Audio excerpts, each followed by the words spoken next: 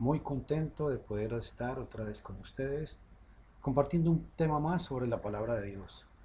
Este es el segundo video sobre el calvinismo y los 5 puntos principales del calvinismo. Hoy vamos a recordar muy brevemente los puntos del calvinismo. Recuerden, el calvinismo enseña la depravación total del hombre.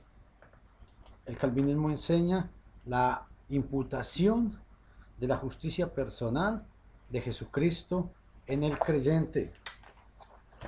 El calvinismo enseña la limpieza continua de pecado, de ignorancia o de flaqueza o debilidad. El tercer punto, el cuarto punto que enseña el calvinismo es que somos salvos no por la ley, sino por gracia. El quinto punto es que no somos salvos no por obras, sino por la fe sola. Y otro punto importante que enseña el calvinismo, esta falsa doctrina, es que hacer falsa distinción, hace una falsa distinción entre el evangelio y la doctrina. Para ellos la doctrina es una cosa y el evangelio es otra cosa, cuando la palabra de Dios nos dice que los dos son la misma situación. Ahora, hoy vamos a continuar hablando sobre el cuarto. El punto que vamos a tocar hoy sobre el calvinismo es: somos salvos no por la ley, sino por la gracia. A la ley de este pasaje o de este texto es la ley de Moisés. Podemos leer Romanos capítulo 7, versículos 4 y 7. El pasaje principal que esta gente utiliza para decir que somos salvos por la gracia está en Romanos capítulo 6, versículo 14. Vamos a leerlo. Romanos capítulo 6, versículo 14. Dice lo siguiente: porque el pecado no se enseñoreará de vosotros, pues no estáis bajo la ley, sino bajo la gracia. Este pasaje es el pasaje principal que utiliza el calvinismo para decir que somos salvos bajo la gracia, solamente por gracia. La palabra ley aquí se refiere, obviamente, es a la ley mosaica. Y Pablo está diciendo que nosotros no somos salvos por la fe mosaica, sino por la gracia. Pero aquí la palabra gracia es un sinónimo del evangelio. También quiero que lean, por favor, ustedes en su casa Romanos capítulo 7, versículos 4 y versículo 7. Lean los siguientes pasajes que voy a citar, por favor. Con respecto a lo que habla de la ley, pero la ley de Cristo. No estamos bajo la ley de Moisés, eso es correcto, pero sí estamos bajo la ley de Cristo. No es el cuentico que le meten a la gente que no hay que hacer nada, que Cristo ya hizo todo por nosotros. No, el Mesías tiene una ley. Vamos a leer, por favor, léanlo por cuestiones de tiempo, pero quiero que ustedes lean Romanos capítulo 8, versículo 1 y versículo 2. Primera de Corintios capítulo 9, versículo 21. Dice Pablo en este pasaje, dice que no estando yo sin ley, sino bajo la ley de Cristo, o sea, bajo la ley del Mesías. Primera de Corintios 9, 21. Gálatas capítulo 6, versículo 3. Santiago capítulo 1, versículo 25. Santiago capítulo 2, versículo 10. Mateo capítulo 7, versículo 21. Mateo 12, versículo 50. ¿Por qué los calvinistas se oponen tanto a la palabra ley? Es muy sencillo. Ellos se oponen es porque dicen que debido a la naturaleza corrupta del hombre, la salvación tiene que ser totalmente por gracia, que el hombre la acepta o la recibe de una manera pasiva. De este modo, lo que quieren es quitarle al hombre la responsabilidad de sus pecados y de su salvación. Esta doctrina de pura conveniencia, porque le quieren decir al hombre que no tiene ninguna responsabilidad, que porque él es muy débil, porque por sí siempre peca, porque es corrupto, nunca va a dejar de pecar. Mi amigo, si es tan malo hablar de la ley del Mesías y de la obediencia al Evangelio, y si esto es ser legalista, entonces pregúntese, ¿sería mejor ser ilegales? ¿Qué significa la palabra ilegales? Es actuar ilegalmente o en contra de la palabra de Dios. ¿Sería mejor actuar en contra de la palabra de Dios antes de tratar de apegarnos al Evangelio, a la palabra santa de Dios? Resumiendo este punto, ¿el hombre es salvo por gracia? Claro que sí, porque la gracia es un sinónimo del Evangelio. Pero si el hombre no obedece el Evangelio, si el hombre no toma responsabilidad de sus propios pecados, el cuentico de que el hombre de por sí, siempre el hombre va a pecar porque tiene una naturaleza corrupta, eso es pecado, es maldad y eso no lo enseña la Biblia. El hombre es responsable de su propio pecado. Dios le dijo a Caín, en Génesis capítulo 4, versículo 3, el pecado yace a la puerta, pero tú lo dominarás. El hombre puede dominar el pecado si toma la responsabilidad que le corresponde. Esto en cuanto a este punto. Muy importante, mis estimados. Otra palabra que los calvinistas tienen problemas y es muy fea para ellos es cuando se habla de que tenemos que hacer obras.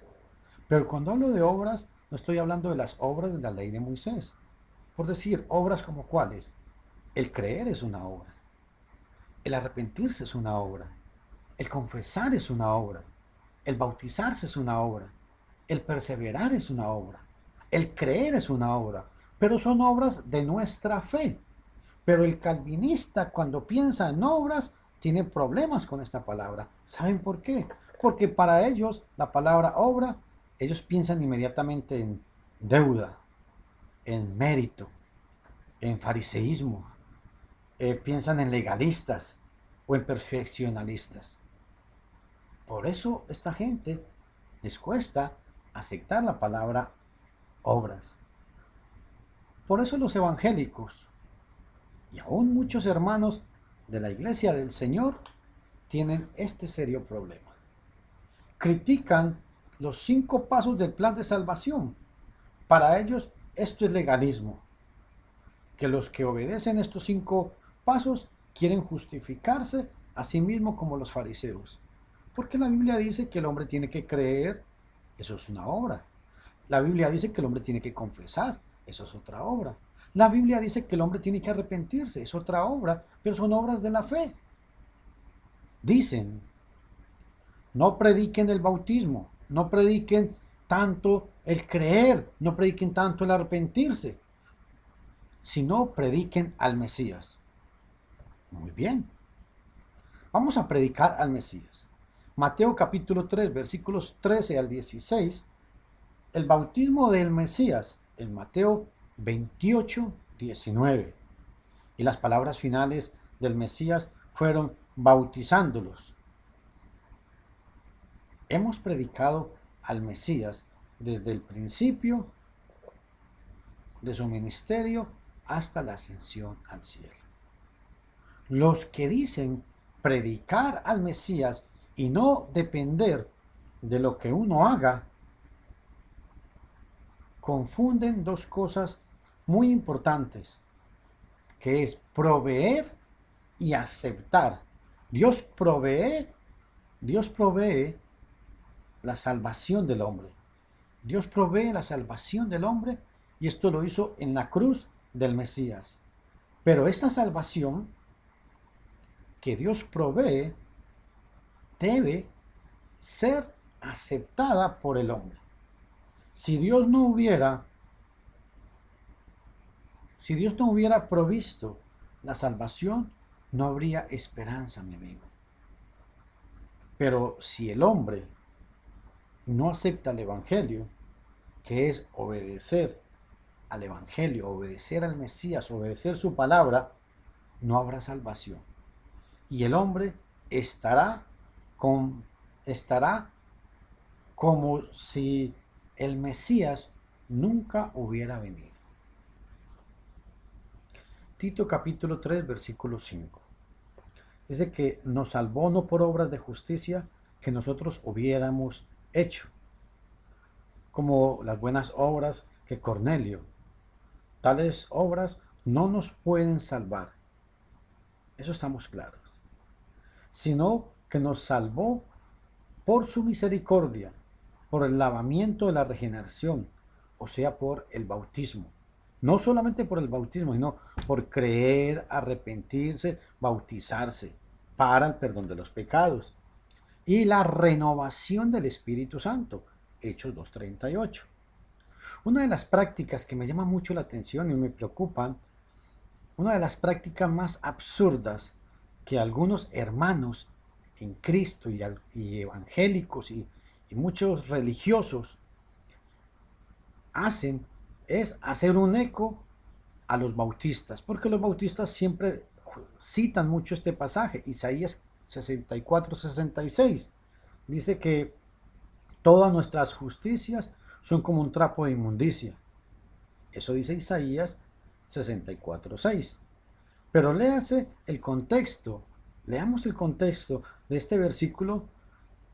No se puede aplicar a las buenas obras de los cristianos, porque Isaías se refiere a la infidelidad, infidelidad de la nación judía, a la que pintaba como inmunda, porque según Levíticos capítulo 5 versículo 2. Por eso no podían acercarse a Dios, porque estaban inmundos por el pecado. Ese es el contexto de este pasaje. Ahora, cuando habla de que de trapo de inmundicia, era un trapo de menstruación, como ejemplo claro de la inmundicia, según Levíticos capítulo 15, versículo 19, versículo 30 y versículo 33.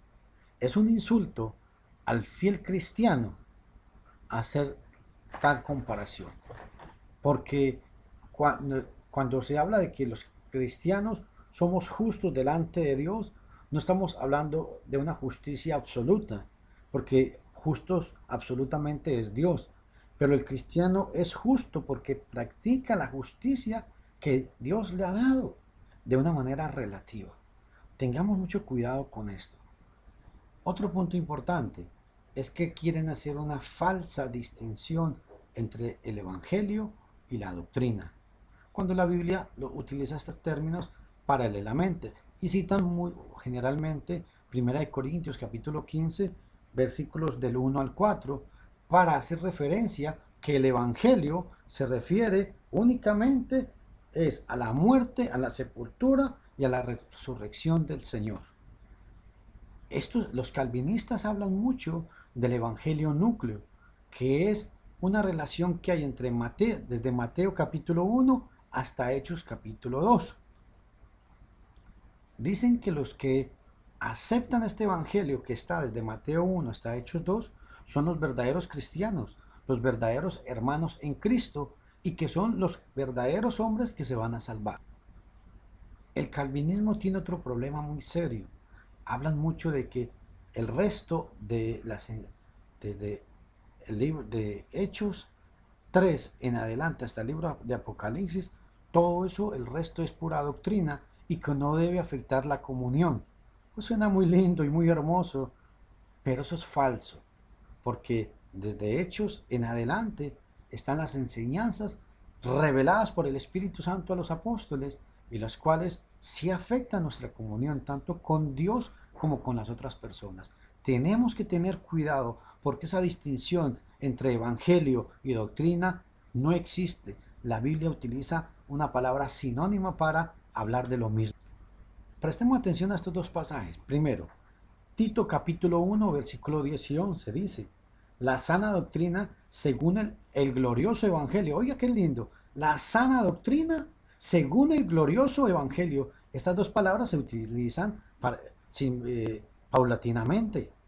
Ojo a esta expresión. Tito capítulo 1, versículo 10 y versículo 11.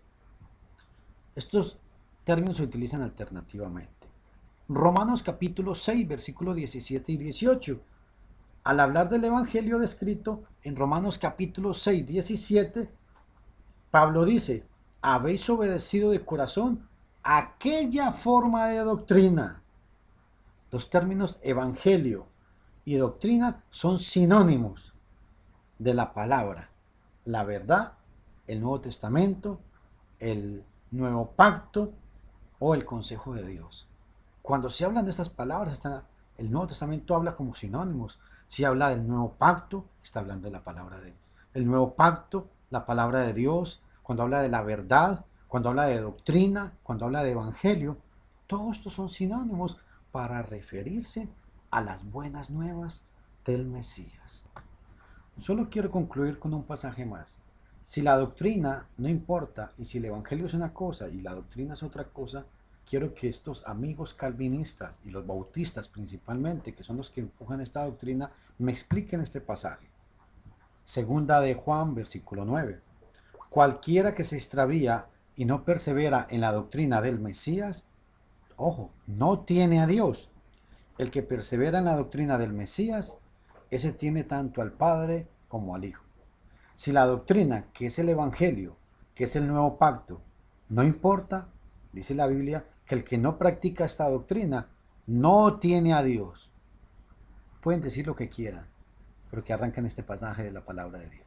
Dios los bendiga a todos.